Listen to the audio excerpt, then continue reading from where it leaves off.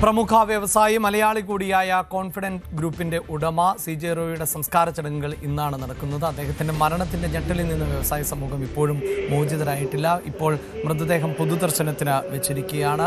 ഇപ്പോഴും മരണത്തെ സംബന്ധിച്ച ദുരൂഹതകൾ ഒക്കെ തുടരുന്ന സാഹചര്യം ഉണ്ടെങ്കിൽ പോലും മരണാനന്തര ചടങ്ങുകൾ ആണ് ഇപ്പോൾ നടക്കുന്നത്. നമ്മൾ ബജറ്റിന്റെ മറ്റു വാർത്തകളിലേക്ക് വരുന്നതിന് മുമ്പ് ഇപ്പോൾ പൊതുദർശനം തുടരുകയാണ്. ബാംഗ്ലൂരിൽ നിന്നുള്ള ദൃശ്യങ്ങൾ ആണ് ഇപ്പോൾ പ്രേക്ഷകർ കാണുന്നത്.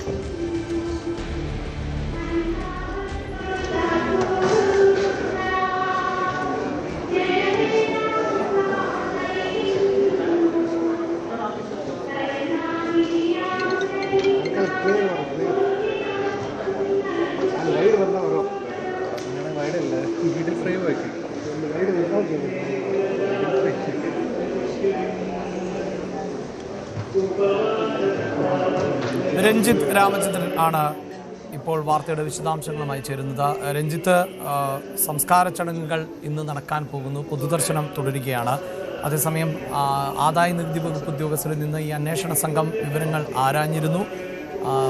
മരണശേഷവും ആദായ നികുതി വകുപ്പിൻ്റെ പരിശോധനകൾ തുടർന്നിരുന്നു എന്നാണ് നമുക്ക് മനസ്സിലാക്കാൻ സാധിക്കുന്നത്. സംസ്കാര ചടങ്ങ് എപ്പോഴാണ്? മറ്റു വിവരങ്ങൾ എന്തൊക്കെ? CJ റോയിയുടെ ഭൗതിക ശരീരം ഇപ്പോൾ അദ്ദേഹത്തിൻ്റെ സഹോദരൻ്റെ വീട്ടിലാണുള്ളത്. അവിടെ 2 മണി വരെയാണ് ഇപ്പോൾ പൊതുദർശനം ഉണ്ടാവുക. അതിനുശേഷം വൈകുന്നേരം 3:30 മണിയോടുകൂടി കോറമംഗലയിലെ സഹോദരൻ്റെ വീട് സ്ഥിതി ചെയ്യുന്ന കോറമംഗലയിലെ ദേവാലയത്തിലാണ് സംസ്കാര ചടങ്ങുകൾ നിശ്ചയിച്ചിരിക്കുന്നത്. പോസ്റ്റ്മോർട്ടം നടപടികൾക്ക് ശേഷം ബംഗളൂരു ബോറിംഗ് ആശുപത്രിയിൽ നിന്നും മൃതദേഹം കോറമംഗലയിൽ എത്തിക്കുകയായിരുന്നു. ഉച്ചയ്ക്ക് 1 മണി വരെ ഇവിടെ പൊതുദർശനം ഉണ്ടാകുമെന്നാണ് ഇപ്പോൾ നമുക്ക് ലഭിച്ചിരിക്കുന്ന വിവരം. കഴിഞ്ഞ ദിവസമാണ് CJ റോയിയുടെ മരണം സംഭവിച്ചത്. അദ്ദേഹം സ്വയം വെടിവെച്ച് മരിക്കുന്ന സാഹചര്യം സൃഷ്ടിക്കപ്പെടുകയായിരുന്നു. ഇതുമായി ബന്ധപ്പെട്ട് പ്രത്യേക അന്വേഷണ സംഘത്തെ രൂപീകരിച്ച് ബംഗളൂരു കർണാടക സർക്കാർ തുടങ്ങിയിട്ടുണ്ട് എന്നുള്ളതാണ്. ഇതിനിടയിലാണ് 2 പ്രധാനപ്പെട്ട ആദായ നികുതി ഉന്നത ഉദ്യോഗസ്ഥരെ ചോദ്യം ചെയ്യുകയും ചില വിവരങ്ങൾ അന്വേഷണ ഉദ്യോഗസ്ഥർ ശേഖരിക്കുകയും മറ്റും ചെയ്തത്. ഏതായാലും ആരോപണങ്ങൾ അവർ കഴിഞ്ഞ ദിവസം തന്നെ ആദായ നികുതി വകുപ്പ് പൂർണ്ണമായും നിഷേധിച്ചിരുന്നു. ചോദ്യം ചെയ്യലിലും അത് ആവർത്തിക്കാനുണ്ടായത് റെയ്ഡ് ആയിരുന്നില്ല, മറ്റു ചില രേഖകൾ പരിശോധിക്കുന്ന അതുമായി ബന്ധപ്പെട്ടുള്ള പ്രൊസീജിയർ മാത്രമാണ് റോയിയെ വിളിച്ചു വരുത്തി ഉണ്ടായിരുന്നത് എന്നുള്ളതാണ് ആദായ നികുതി വകുപ്പ് ഉദ്യോഗസ്ഥർ നൽകുന്ന വിവരം. അത് റെയ്ഡ് ആയിരുന്നില്ല, അത് മറ്റു ചില രേഖകളുടെ പരിശോധനയുമായി ബന്ധപ്പെട്ട് നേരത്തെ പരിശോധിച്ച രേഖകൾ ഉറപ്പുവരുത്തുന്നതുമായി ബന്ധപ്പെട്ടുള്ള ചില കാര്യങ്ങൾ മാത്രമായിരുന്നു.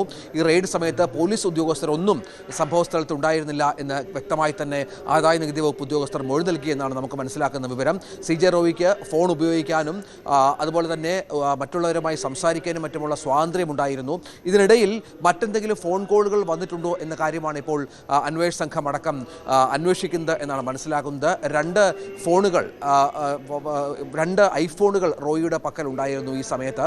ഈ 2 ഐഫോണുകളും തുറന്ന് പരിശോധിക്കാനുള്ള ശ്രമങ്ങൾ ഇപ്പോൾ അന്വേഷണ ഉദ്യോഗസ്ഥർ ആരംഭിച്ചിട്ടുണ്ട്. കാരണം ഇതിൻ്റെ പാസ്വേഡുകൾ ലഭ്യമല്ലാത്തതാണ് ഇപ്പോൾ ഒരു പ്രതിസന്ധിയായിട്ടുള്ളത്.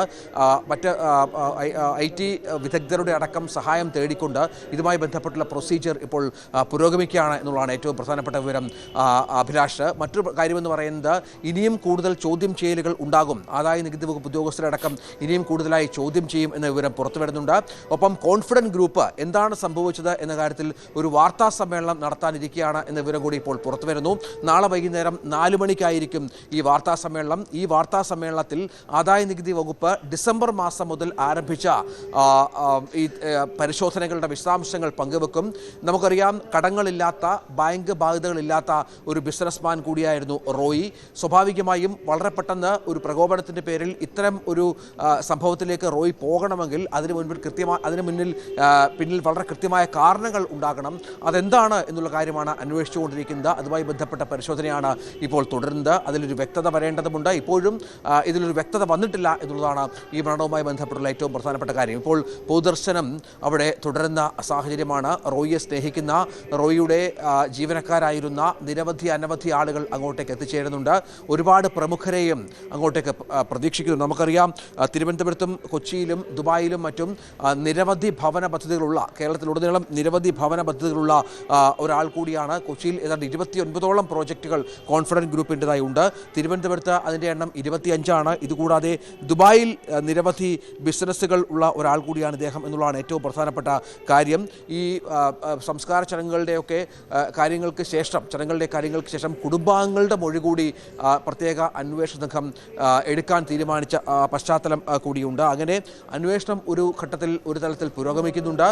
ചടങ്ങുകളുമായി ബന്ധപ്പെട്ട കാര്യങ്ങൾ മുന്നോട്ട് പോകുന്ന പശ്ചാത്തലം കൂടിയുണ്ട്. ഏതായാലും സഹസ്ര കോടികളുടെ ബിസിനസ് സാമ്രാജ്യമുള്ള റോയിയുടെ ഇത്തരത്തിലുള്ള ഒരു മരണം ബിസിനസ് ലോകത്തെ ഒന്നാകെ ഞെട്ടിച്ച ഒരു പശ്ചാത്തലമുണ്ട്. ആ ഞെട്ടലിൽ നിന്ന് ഇതുവരെ ആരും മോചിതരായിട്ടില്ല എന്നുള്ള ഏറ്റവും പ്രധാനപ്പെട്ട ഒരു കാര്യമാണ്. 23,000-ഓളം വരുന്ന ഇടപാടുകാരും എന്താണ് സംഭവിച്ചത് എന്ന കാര്യത്തിൽ ഒരു വ്യക്തത വരുത്തണം എന്ന ആവേശത്തിലാണ്. സ്വാഭാവികമായും ഇതിനൊക്കെയുള്ള വ്യക്തത വരാൻ കൂടുതൽ അന്വേഷണങ്ങൾ ആവശ്യമാണ് താനും. അഭിലാഷ്, സിജെ റോയിയുടെ ഭൗതിക ശരീരം ഇപ്പോൾ പൊതുദർശനത്തിന് വെച്ചിരിക്കുകയാണ്. അദ്ദേഹത്തിൻ്റെ സഹോദരൻ്റെ വസതിയിലാണ് പൊതുദർശനം തുടർന്നുകൊണ്ടിരിക്കുന്നത്. ഇന്ന് വൈകിട്ടോടുകൂടിയാണ് സംസ്കാര ചടങ്ങുകൾ നടക്കുക.